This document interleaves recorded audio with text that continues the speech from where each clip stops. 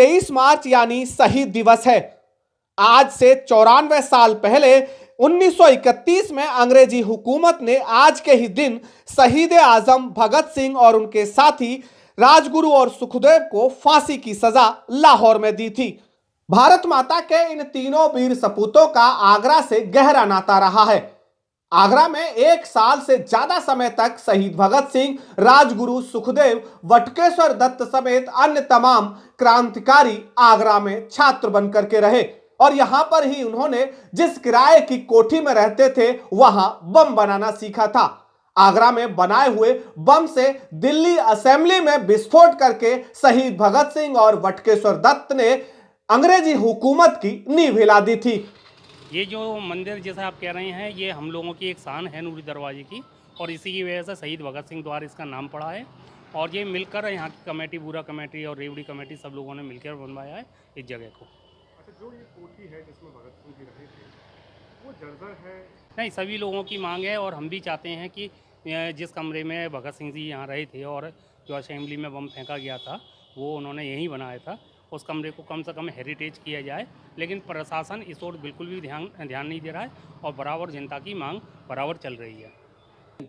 सरदार भगत सिंह, राजगुरु और सुखदेव, इनको फांसी हुई। चूँकि सरदार भगत सिंह जी का आगरा से संबंध रहा है और यहाँ नूरी दरवाजे पर एक कोठी भी है, तो समाज को पता चलना चाहिए कि हमको जो आज़ादी मिली है उसके लिए कितना संघर्ष किया है, कितने लोगों ने इसके लिए कीमत चुकाई है।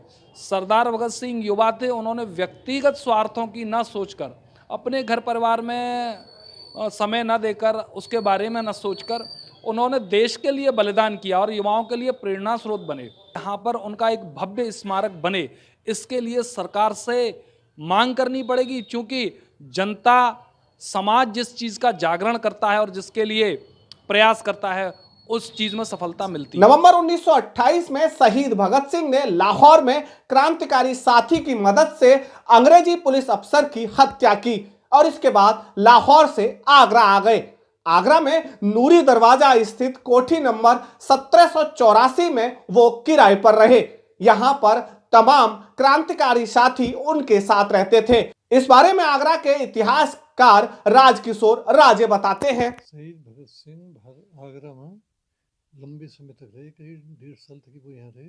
वो क्रांतिकारियों ने उस समय आगरा में 3 जगह अपने अड्डे बना रखे थे, मोती कटरा, हींग की मंडी और नूरी दरवाजा। नूरी दरवाजे वाले किराए के मकान में भगत सिंह रहते थे। भगत सिंह के संग उस समय वहाँ पर जो है राजगुरु और सुखदेव और जयदेव और कई क्रांतिकारी रहते थे। ये लोग वहाँ छात्र बन कर रहते थे। बाद में जो है इन्होंने जो वहाँ पर बम जो तैयार किए थे, वही बम आगे जाके संसद में उसने भगत सिंह ने फोड़ा था। चंद्रशेखर आज़ाद यहाँ क्रांतिकारी को प्रशिक्षण देते थे और जो बम बनते थे उनका कैलाश के जंगलों में छोटे बम्बों का परीक्षण किया जाता था। बड़े बम्बों का परीक्षण ये लोग झांसी जाके करते थे। सन 29 से लेकर 31 तक आगरे में क्रांतिकारी गतिविधियां अपने चरम पे थी। सन 1931 तक आगरा क्रांतिकारियों का सेफ हाउस रहा।